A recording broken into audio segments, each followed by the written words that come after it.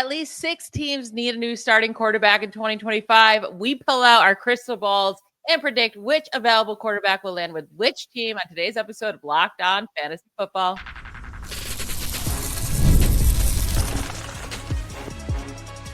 You are Locked On Fantasy, your daily NFL fantasy podcast.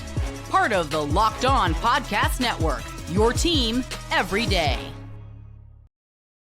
Welcome into the Locked On Fantasy Football podcast. Thank you for making us your first listen every day. I'm one of your co-hosts, Michelle Magdziuk, and when I'm not doing this, I'm a researcher and fantasy analyst with NFL Network. And I'm your other co-host, Vinnie Iyer. When I'm not doing this, I'm writing about NFL fantasy and betting for sportingnews.com.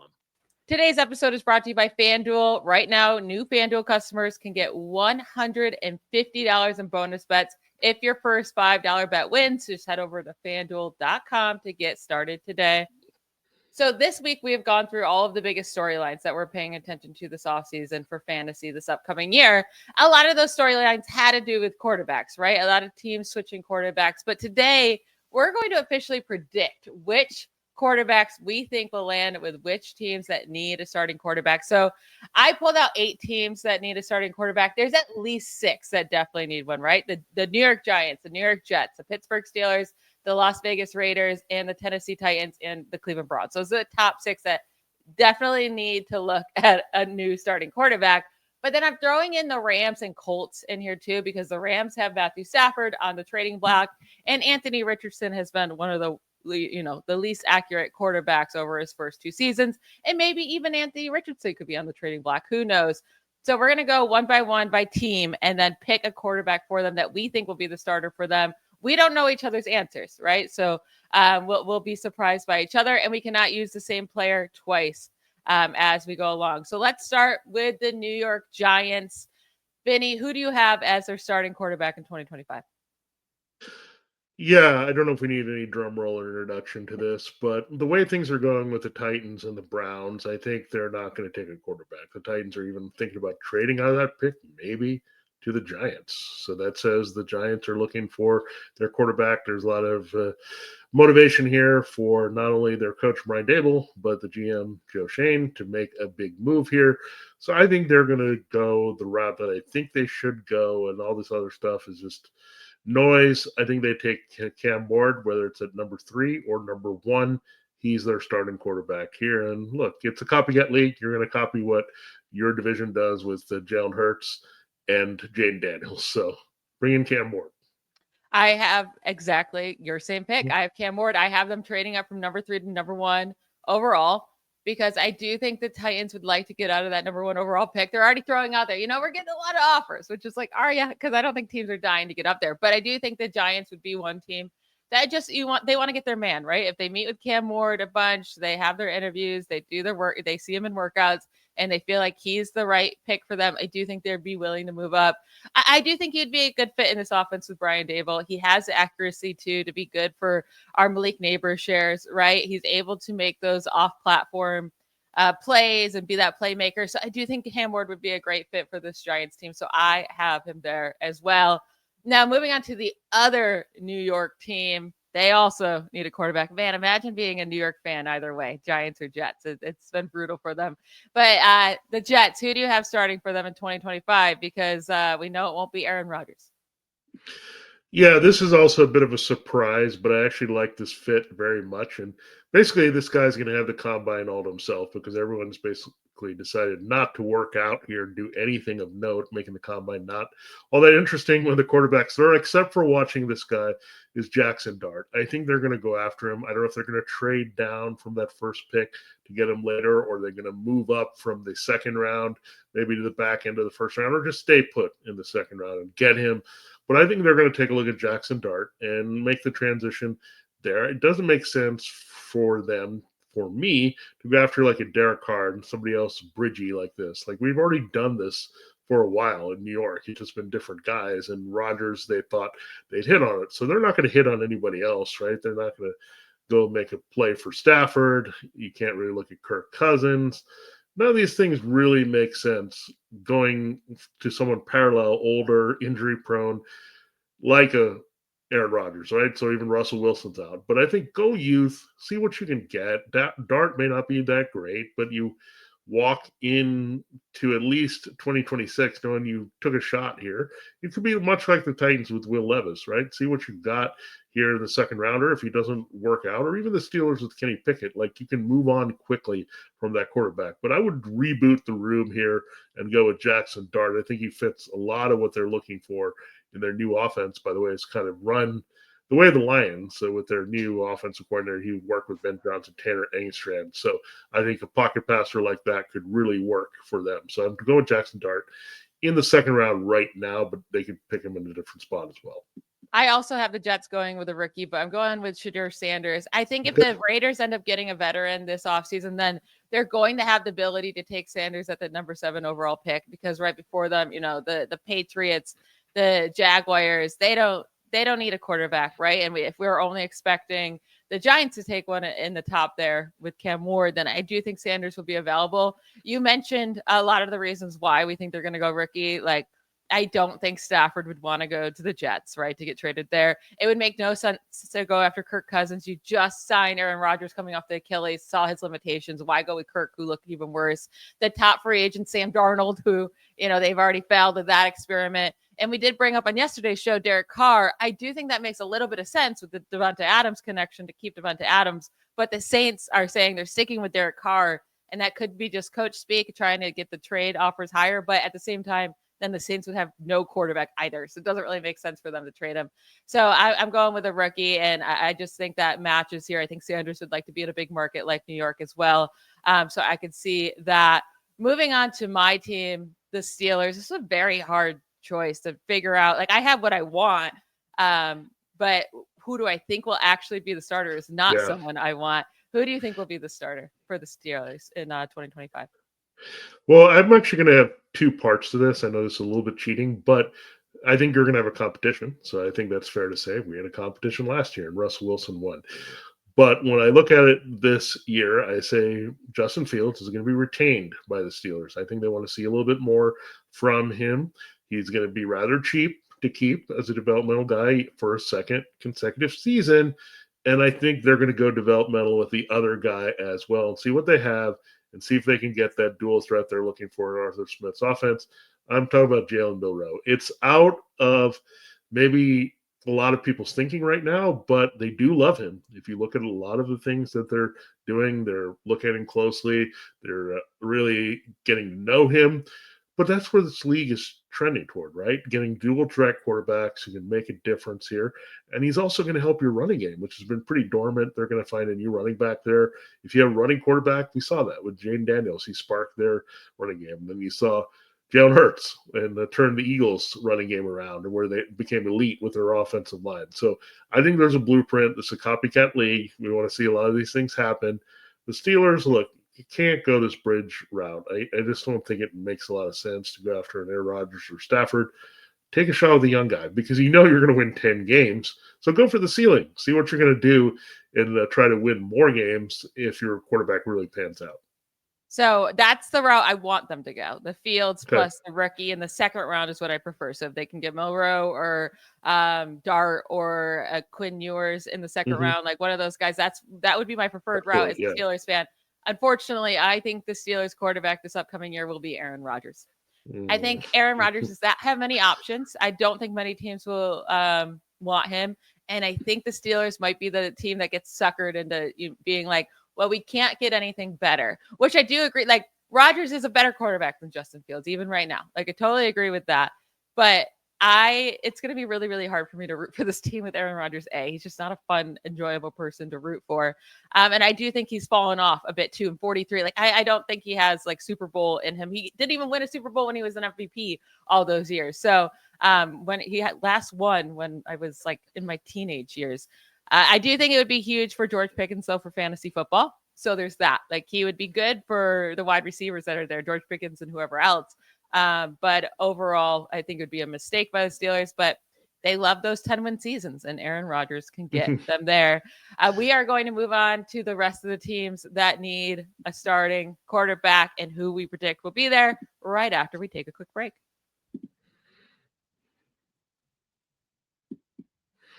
This episode of Locked On Fantasy Football is brought to you by FanDuel Sportsbook. It's been a very exciting time as the NBA has gotten to action after the All-Star break. When the game tips off, the NBA action is just getting started for you, and there's no better place to get in on it than on FanDuel, America's #1 sportsbook. With FanDuel, you can place live bets throughout games, so even if you miss opening tip-offs or want to bet on fourth quarter comebacks, you can stay in the action. If you're looking for bigger payouts, you can even combine your live bets into same game parlays. So definitely check those out. Those are always great there to see with the points and all the excitement going on. We had a nice performance, of course, by Steph Curry going for 56 points last night for the Warriors. So that would have been a nice combo with his scoring and the Warriors winning. And you gotta also love FanDuel's live betting feature because it keeps every moment of the game exciting for you, whether you're backing your favorite team for a late game rally or picking a player to hit a clutch three.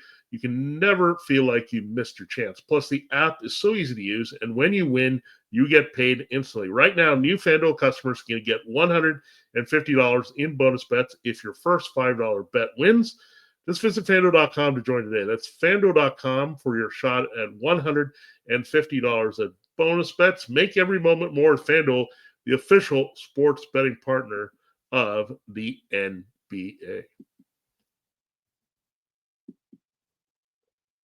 All right, Michelle, time to continue the show with more quarterback bowl predictions. So you've got a few guys off the board. We were a little bit similar, but a little bit different. So we've not have Cam Ward available. You've used a couple guys as well that I didn't use. I've gone all rookies with mine. So I got all the veterans still available for this next segment. So let's get to our next prediction. The Raiders. Who do you see as the Raiders' top option at quarterback in 2025? So this is the only team that I can see trading for Matthew Stafford and actually working out that the Rams will do the trade. So I predict that Matthew Stafford will be with them. It makes a ton of sense for the Raiders to want Matthew Stafford, right? In the division that they're in against Patrick Mahomes and Justin Herbert and now Bo Nix with Sean Payton. It makes a lot of sense to go out and get a guy that you can compete the next few years with instead of going the rookie route. Especially with Pete Carroll, who's older. It just makes sense there. And I do think it would be a fine place for Stafford to land, too, with Brock Bowers and Jacoby Myers. And I don't think it would take I don't think they would trade the number 6 overall pick for Stafford. So they could also use that on a top receiver there, too, if they wanted to add more weapons for him or take Ashton Genty to make Pete Carroll so happy. But for Stafford, I think it would really lower his chances of ever winning a Super Bowl again because his path would be so much harder. But if he does start for any team other than the Rams this year, I do think it'll be the Raiders. Yeah, that's definitely the rumor. It's the Giants or the Raiders, and that seems to be the developing two trade partners, right? We haven't really heard much about a lot of other teams, including the Steelers. So it looks like one of those teams will end up with Stafford if he moves. That's the curveball here. If he moves. So that said, I am not picking Matthew Stafford for the Raiders. Now, I think they're going to have a wacky combination of two guys. They've already had that, right? With their situation with Aiden O'Connell, Gardner Minshew / Jimmy Garoppolo. They've already done all this stuff. But I think they need to get the young guy in. So I must be on a rookie kick. Must be the combine, just getting all the rookies out there, just excited to talk about the draft. And you can tell where I lean, right? Draft. So it could be a little bit of where I'm thinking, but I think the Raiders might be thinking this way as well. Shedeur Sanders. When you look at their offense, it's a little Chip Kelly influence here, but he had Will Howard at Ohio State. They were able to win a championship there. It's going to be run heavy, so I think they're going to end up with one of those backs, Travion Henderson or Quinshon Judkins, is going to be in the Raiders' backfield, and then you get Shedeur Sanders in there.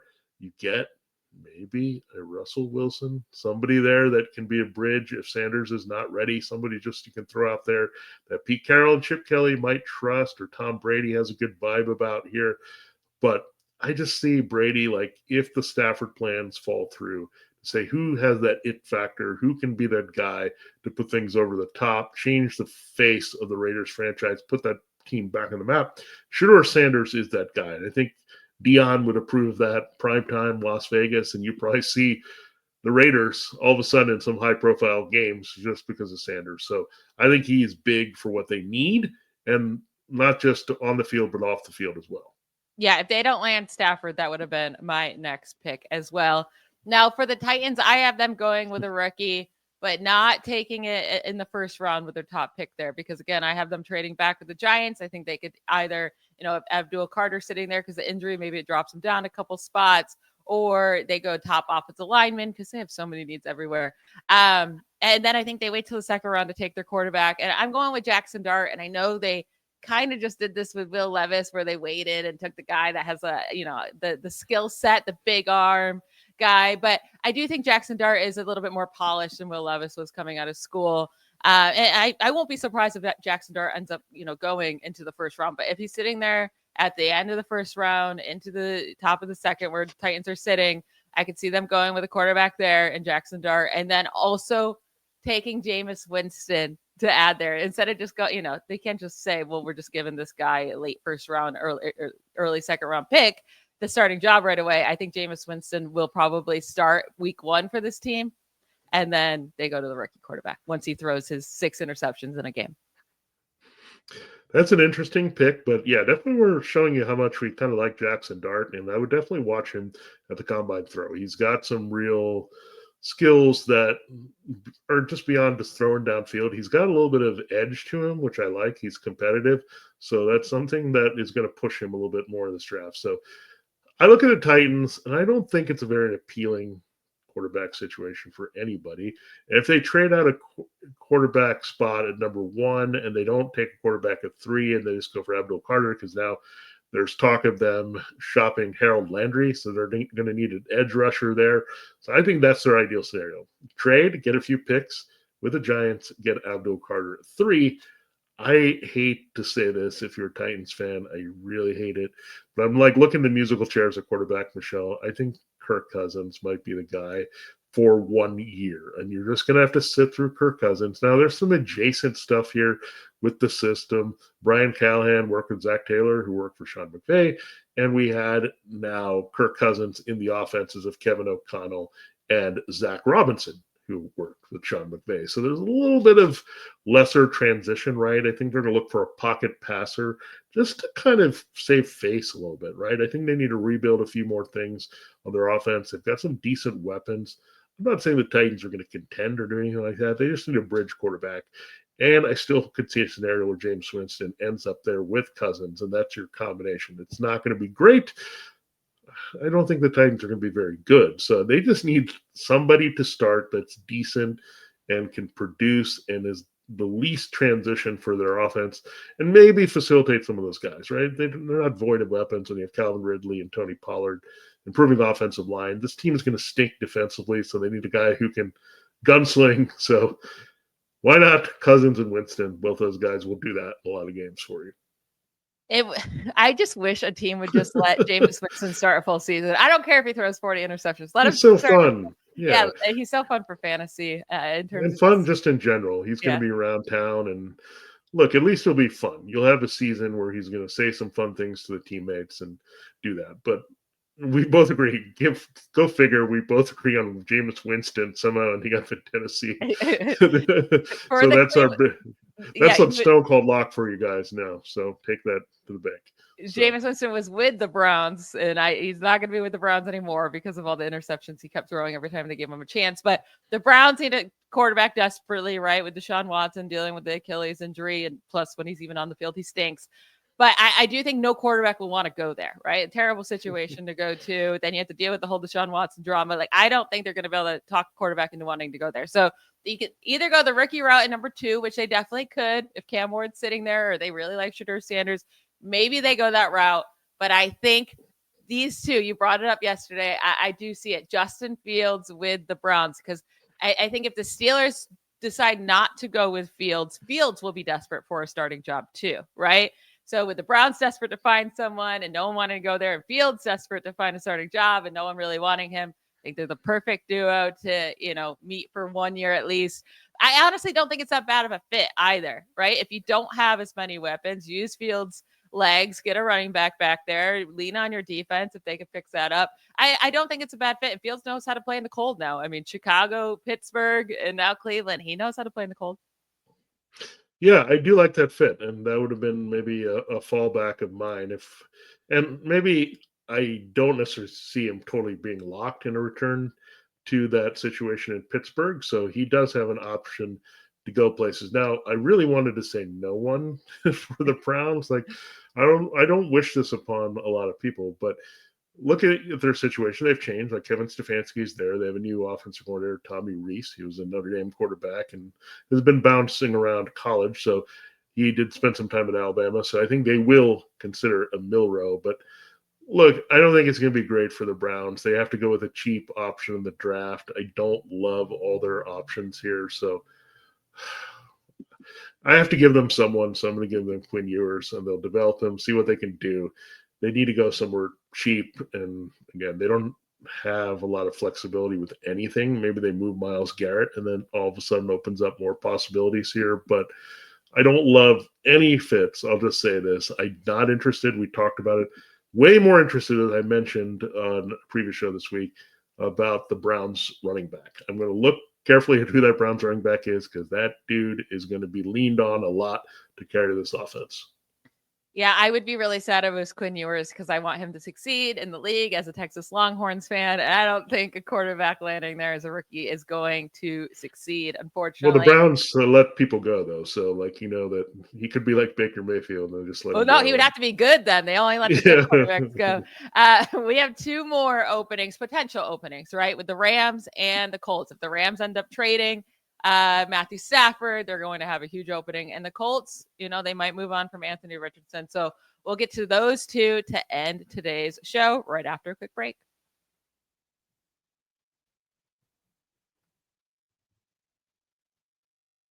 All right, let's start with the Rams first. So again, we're going through all of the potential openings at the quarterback position and which quarterback we think will land with those teams to start in 2025. So if the Rams, well, I guess we can also have Matthew Stafford as a choice here. So who do you think the Rams starting quarterback will be in 2025? Will it be Stafford or will it be someone else? Vinny, who do you think?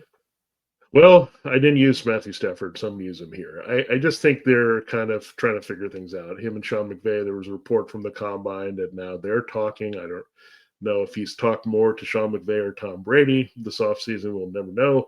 But it looks like the Rams are rethinking this and saying, look, we can maybe get him on a restructured deal and say, look, we need to help you with this process of, you know, the offense, you know, the team, you know, the city, end your career here, you've won a Super Bowl. We need you still, right? We have Puka Nacua. We're a playoff team from last year. Ideally, we'd like to go in a different direction, but maybe they can still do that, right? If they bring back Stafford and look at someone they can draft and develop or go in that direction. I know there's a lot of J.J. McCarthy rumors, if he's not 100%, that they would go in that direction or go with Sam Darnold. But I really think at this point he's going to return. The more I think about it, the more that we've heard, I think the Giants and Raiders, it just doesn't appeal to me for Stafford. I mean, first of all, you know, Brian Dable and Mike Kafka. In the other situation, you have Chip Kelly. I don't think he fits these offenses that well. He's also not going to help one of these bad teams do well because there are offensive line issues and other things that offensively causing problems. So Stafford, I think, would like to stay at the Rams. I think the Rams make it work to keep him there. I have them trading Stafford to the Raiders and them going with Sam Darnold. I do just think Sean McVay, for whatever reason, wants to go with Sam Darnold. Now, it does make a lot of sense, honestly. I do think Sam Darnold can put up numbers in Sean McVay's offense and his help with all of his play calling and how easy he makes it on his quarterbacks. And I actually do think Sam Darnold and Matthew Stafford play a lot alike. Like, Stafford's obviously better, but I think they can both get the ball out very quickly, accurately. They both have strong arms. The one area where both of them struggle is making stupid decisions. I mean, I feel like we forget that Matthew Stafford was a turnover machine, right? Pick six machine, actually, for a while there. And in the last year or two, he's cleaned it up a bit. But even in 2021, when they won the Super Bowl, he threw a ton of interceptions. Also, they shouldn't have won the Super Bowl. Come on, guys. Like, as a 49ers fan, Jaxson Dart dropped the easiest interception of all time for Matthew Stafford to go to the Super Bowl. The 49ers go to the Super Bowl there. If Stafford threw the stupidest interception ever in an NFC Championship game, just the safety had butter hands. Anyways, that's not the point. I do think Sean McVay would be open to Sam Darnold, and I think that's his guy if they move on from Stafford. Yeah, I think you do make a good point in terms of Stafford is kind of elevated. Oh, you can win a Super Bowl with Matthew Stafford, but you can win a quarter or Super Bowl with a lot of teams. If you have Aaron Donald on the other side, you get some breaks. And look, Donald and that defense was responsible for winning that Super Bowl. That we know that. Cooper Kupp had a legendary season as your top receiver. So I think that's where maybe Tom Brady. Oh, who's the quarterback that I like that has won a Super Bowl? I don't like Rodgers. I don't like Wilson. So I'm going to go with Stafford. That's not the way you should approach it here with any move for a rebuilding team. He's just not. He's not a quarterback. I'll say this, that can lift a bad team into good play. We saw that with the Lions. He didn't do that. He can be great for a good team. So that's what I'm looking for with Stafford staying with the Rams. Now, you mentioned Sam Darnold to the Rams. I have not brought him up yet. This is my gut, and I'm just going with this.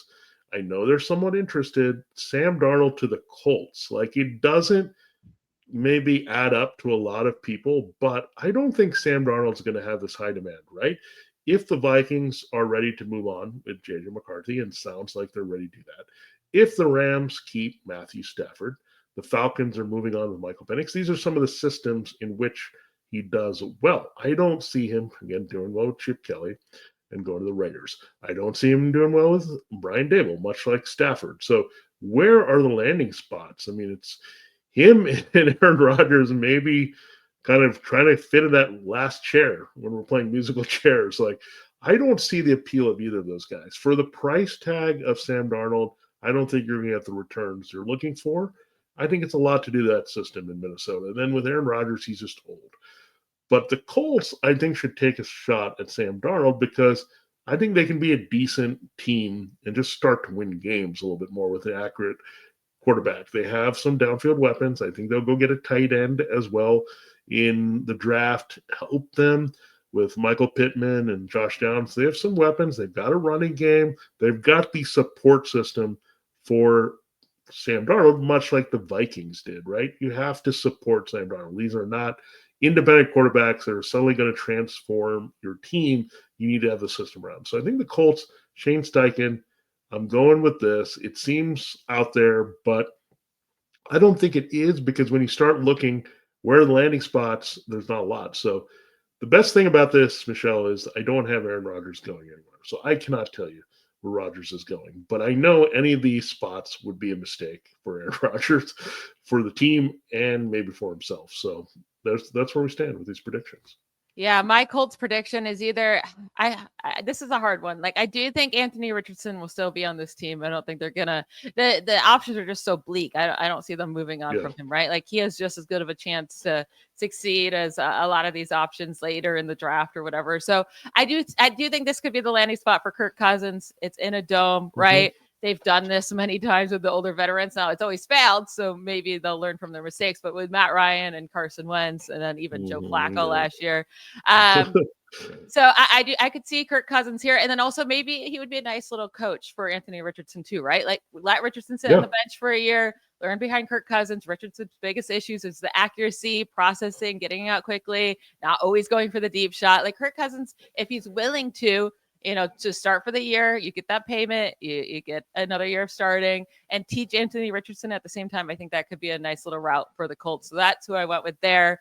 But that is it for today's episode. I want to thank you all for making Locked On Fantasy Football your first listen every day. But for your second listen, check out the Locked On NFL Draft with Damian Parson and Keith Sanchez. Now that the season is over, get the latest draft rankings, rumors, and news every day. Find Locked On NFL Draft on YouTube or wherever you listen to your podcast. Enjoy your weekend, everybody. We'll be back on Monday. Bye, y'all.